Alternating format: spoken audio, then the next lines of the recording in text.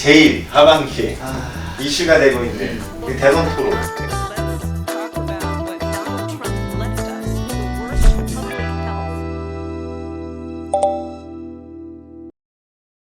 그럼 우리 거수 한번 해보죠. 네. 누가 이겼는지. 페리스가 이겼다. 손. 나. 트럼프가 이긴 것 같아요. 저는 중립이에요. 승자가 없다. 이놈이나 그놈이나 이놈. 어쨌든 이제 민주당은 대선 주자가 바뀌었잖아요. 네. 저거 이제 할 때 바이든하고 트럼프하고 아, 할 맞죠. 때는 근데 그때는 진짜 트럼프가 또 훨씬 더 바이든보다 훨씬 더 액티브해 보였거든요. 근데 이번에 할 때는 그 토론장에 들어서는 순간부터 달랐던 것 같아요. 트럼프가 이제 들어온 이 자리에 서려고 가는 순간에 이미 해리스는 트럼프한테 가 있었어요. 먼저 악수를 청하더라고요. 기세 싸움. 되게 인상 깊었었죠. 그냥 개인적으로. 비언어적 표현들이 자신감이 있는 느낌이었다. 상당히 준비를 많이 해왔구나라는 그런 생각이. 왜냐하면 악수를 할까, 둘이 할까 안 할까 뭐 그런 이제 뭐 그런 이슈도 있었는데 이제 해리스가 먼저 가서 하더라고요. 저도 비슷했던 것 같아요. 이게 결국 이 대선 토론이라는 게 결국에 이제 내용도 중요하지만 이 이미지, 기세. 대선 토론 첫 자리고 정말 떨리는 자리였을 텐데 그 정도 이미지를 이끌어낸 것만 하더라도 어느 정도 상대적으로 좀 더 우월하지 않나라는 부분들. 물론 내용이라든 이런 것도 중요하겠지만 이제 저는 어쨌든 시기 때문에 어쨌든 무슨 말을 했는지가 매우 중요한 것 같긴 해요. 일단 절대적으로 봤을 때는 저는 그 트럼프가 더 잘했다고는 생각을 해요. 한 6대4 정도로 더 잘했다고 생각하는데 근데 기대치는 달랐던 것 같아요. 친민주당 관련된 언론들도 트럼프는 원래 약간 토론의 귀재다. 약간 어려운 상대다. 그러니까 언론들 사이에서도 트럼프에 대한 이제 그 이미지를 일단 부각을 시켜놓은 다음에 생각보다 근데 해리스가 선방을 했네? 그럼 더 잘한 것처럼 보이는 거잖아요. 사람들이 인식하는 건 절대적인 것보다는 이 기대치보다 잘했냐 못했냐를 따지기 때문에 트럼프가 더 알찬 내용으로 말을 한 것 같긴 하지만 이미지상으로는 카멜라 해리스가 되게 잘했다처럼 보이더라고요. 그리고 그게 그럴 수밖에 없던 이유가 미국 정치를 좀 아시는 분들 하에서는 좀 별명이 깔깔만이에요. 이상한 포인트에서 혼자 막 터져가지고 막 웃고 그다음에 실제로 술을 되게 좋아하셔서 약간 주정뱅이 같이 말한다라는 이야기 이미지가 있었어요. 그리고 실제로 대본이 없는 상태에서는 이렇게 프리토킹 하는 거에 대해서 약점이 있었다. 엄청난 약점을 보였기 때문에 실제로 바이든에서 교체가 되고 한 40일 동안 인터뷰가 한 번밖에 없었어요. 그게 CNN 인터뷰였고요. 그러니까 40분 대화 내용 중에서 한 16분밖에 안 올라갔더라고요. 업로드가 CNN에서 그 정도밖에 안 했던 거예요. CNN 인터뷰 이후에 지지율이 빠졌죠. 맞아요. 빠졌었죠. 그래서 기대치가 확 내려갔던 건데 맞아요. 이번에 이제 디베이트로 인해서 조금 다시 반대를 한 것 같긴 한데 이 진행자가 되게 유명한데 엄청 트럼프를 싫어하시는 분이에요. 이 사람이 한 수년 동안 트럼프에 대해서 코멘트한 내용은 한 10개를 말했으면 한 9개가 부정적이에요. 93%가 네거티브였고 해리스에 대해서 언급했던 기사 내용들은 다 코멘트를 분석을 해보면 100%가 파지티브예요. 그러니까 애초에 조금 어웨이였다. 그리고 사실 알맹이가 또 중요한 건 트럼프가 밀고 있는 거는 국경 문제, 경제 문제, 인플레이션 문제 이런 거잖아요. 뭐 이민자 문제. 그리고 해리스가 밀고 있는 거는 낙태. DEI 같은 다양성 정책. 그게 지금 단계에서 미국 국민들이 어떤 가치에 더 중요성을 높게 생각을 할까?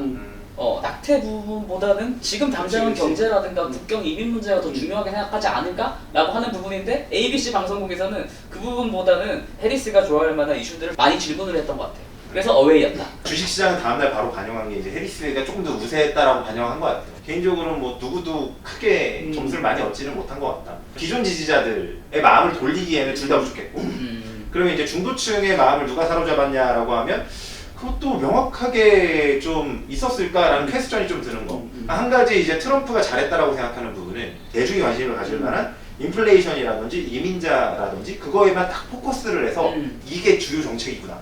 여기까지 오케이. 근데 해리스 같은 경우엔 사실 이제 미국이라는 국가를 이끌기 위한 다양한 것들이 있을 텐데 그 다양한 것에서 내가 다 전문성을 가지고 나가서 이 사람보다 준비를 많이 했어라는 느낌을 주기는 준 것 같아요. 대중에게 이걸 전달하는 전달력, 호소력 이 매우 훌륭했느냐라고 하면 그거는 약간 퀘스천이어서 저는 그래서 약간 중립이라고 보기는 했어요. 뭔가 되게 재밌을 줄 알았는데 생각보다 재미없더라고요.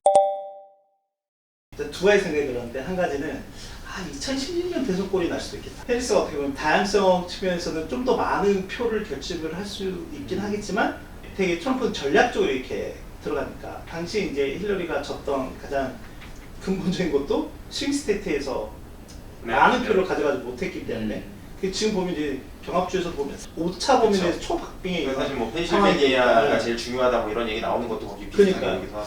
2016골이 사람이 날 수도 있겠다. 그런 라는 트럼프 생각. 트레이드가 네. 나올 가능성이 좀 더 높다. 그렇다고 해서 트럼프 트레이드가 뭐 엄청 강할 것 같다라고 보진 않아요. 그때 제가 영업을 하고 있었던 당시거든요.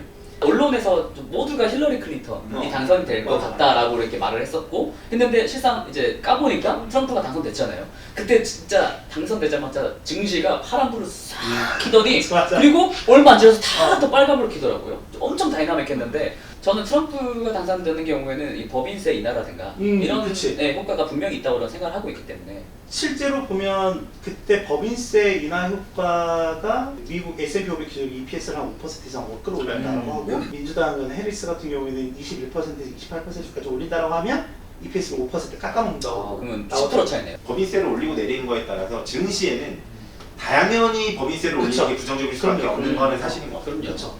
네. 그리고 이제 마지막 EPS 단에서 보면 맞아요. 이익을 깎아먹는 거니까. 일단 그런 걸 다 떠나서 어느 정권이 들어와도 차기 정권 이제 쉽지 않다. 개인적으로는 뭐 리스크가 누가 되더라도 그 부분은 아마 꽤 챌린지한 상황이 될 거라고 생각은 하고 누가 당선되면 어디가 유리하고 어디가 불리할 거냐라고 하는 그런 전망에 대해서는 알 수 없다. 여기에 기반해서 그치. 베팅을 하는 거는 솔직히 너무 크게 맞춘 것도 없어요. 맞춘 적도 전체적으로. 없다. 네. 근데 솔직히 해리스는 친환경, 뭐 바이든도 마찬가지고 그 전에 올랐다가 다 박살났고 와. 트럼프 같은 경우 뭐 전통 에너지 네. 그 전에 올랐다가 다 박살났고. 맞아요. 근데 제가 봤을 때 오히려 반대로 봐야 될 것 같아요. 저도 이제 에너지 쪽에서 좀 보면서 이거 좀 다르구나라고 생각했던 게 트럼프 때 지금 한 48% 정도 빠졌고 그다음에 바이든 들어와서 지금 240% 정도 지금 올라왔고 방위도 그렇고 태양광도 그렇고 확실히 주식시장이 우리가 생각하는 거랑 좀 다르게 그치. 움직이는구나. 이렇게 믿었으면 좋겠다라고 생각을 해서 말을 하는 게 아닌가라는 생각까지 들 정도예요. 예, 그러니까 뭐 방산이라든가 뭐 인프라라든가 전통 에너지 트럼프가 당선되면 더 좋을 건데 조금만 생각해 보면 아니거든요. 왜냐면 트럼프 때는 전쟁이 없었어요. 이 지금은 거의 뭐 중동이나 러시아나 뭐 난리잖아요. 그러니까 당연히 레이션이나 로키드 마틴이나 좋을 수밖에 매출이 잘 나올 수밖에 없죠. 제블린 사야 되고 막 사야 되는데. 그러니까 조금만 생각해 보면은 그런 건데, 그러니까 그걸 우리가 잘해야 될 것 같아. 근데 결국엔 대형 기술주들 아, 대형 기술. 다 퍼포먼스 좋았어요. 맞아요. 그리고 차라리 그냥 벤치마크를 사면 아, 그래서 사실 그러니까 확률에 베팅한다고 하면 평균적으로 잘하는 걸 보는 게 나을 수도 있긴 하다. 공통점은 딱 있는 게 결국엔 중국과의 대결은 피할 수가 없는 부분이고 뭐 트럼프가 되든 해리스가 되든 그 부분은 계속 이어져 갈 것 같아요. 그리고 사실 러시아에 대한 제재를 제일 많이 했던 대통령이 알고 보니 트럼프였더라고요. 중국에 대한 제재도 이제 바이든 해리스 체제로 넘어오면서 더 많아졌잖아요. 네. 맞아. 그래서 아마 제 생각에는 이제 또 이것도 AI인데 AI 시대가 결국 계속 오잖아요. 올 거고 그 방면에서 그 사이버 보안이라든가 이런 것들이 맞아. 어떤 대통령이 되든 그 부분은 계속적으로 주목을 받는 업종이 되지 않을까. 중국도 ETF 살펴보면 이제 트럼프 들어와서 중국이 한 74% 정도 올랐고 미국에 상장된 중국 ETF 트럼프 당선 시점부터 바이든 당선 시점까지 기준해서 보면 중국이 한 74% 정도 올랐고 그다음에 바이든 당선 이후로는 오히려 한 45% 정도 빠졌고 이게 민주당이 이게 겉으로 크게 막 티 안 내는 것처럼 해도 굉장히 좀 집요하게 전략을 짠다고 그러더라고요. 트럼프는 뭐 관세 때리고 막 이런 식으로 크게 접근한다고 하기 때문에 약간 그런 부분도 좀 있었었고 약간 좀 공통적인 부분을 좀 생각해보면 저는 좀 리쇼어링이라든가 이쪽 부분이 좀 아닐까.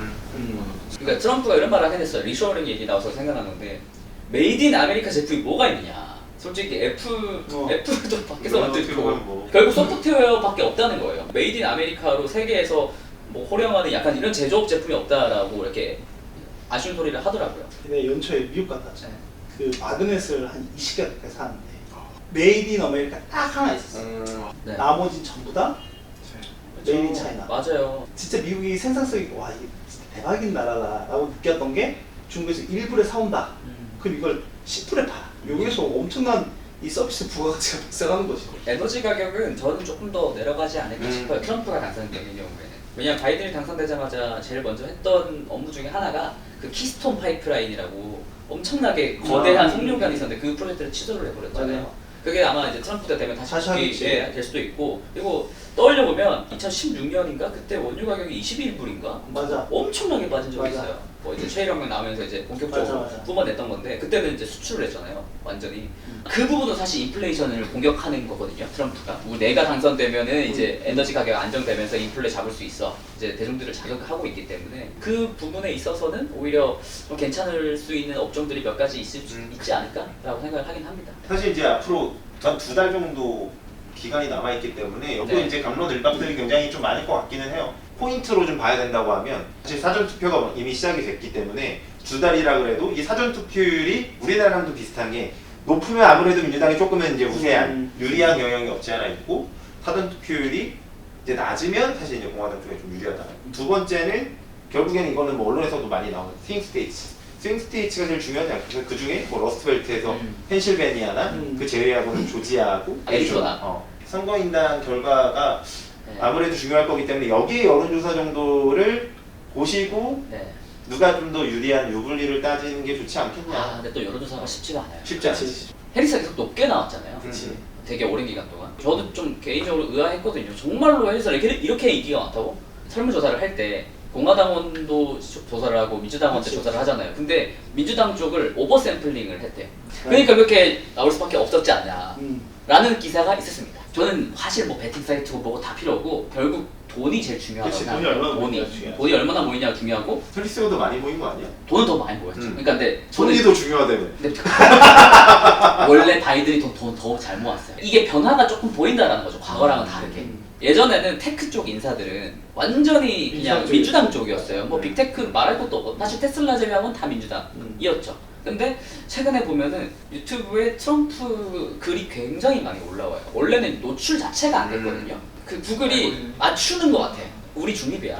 약간 맞추는 것 같아. 음모론 같은. 그리고 어쨌든 X에서 돌아왔잖아요. 맞지. 메타도 사실은 네. 나갔다가 메타에서도 사실은 이제는 어. 민주당에서 완전 중립으로 돌아선 상황이고 그리고 뭐 차마스라든가 되게 유명한 VC 투자자들도 그런 어쨌든 자금들이 원래는 항상 이쪽에 쏠려 있다가 조금 이쪽으로 옮겨가는 듯한 조짐은 확실하다는 거죠. 저는 그게 제일 중요한 포인트라고 생각하기 때문에 아 돈이 움직이네? 그러면은 되겠다. 우세했다고 생각한 사람들이 결과로 꼬리인까지 그렇게 하는지 이전에 전망했던 내용과 실제 이제 결과가 나온 이후에 뭐 변화가 있을 건데 실제로 비교를 해보는 것도 좋다. 그래야 아 다르구나 이때 한 전망치와 이 결과가 그럼요. 다르다는 걸 알아야 투자할 때도 도움이 될 거라고 생각해요.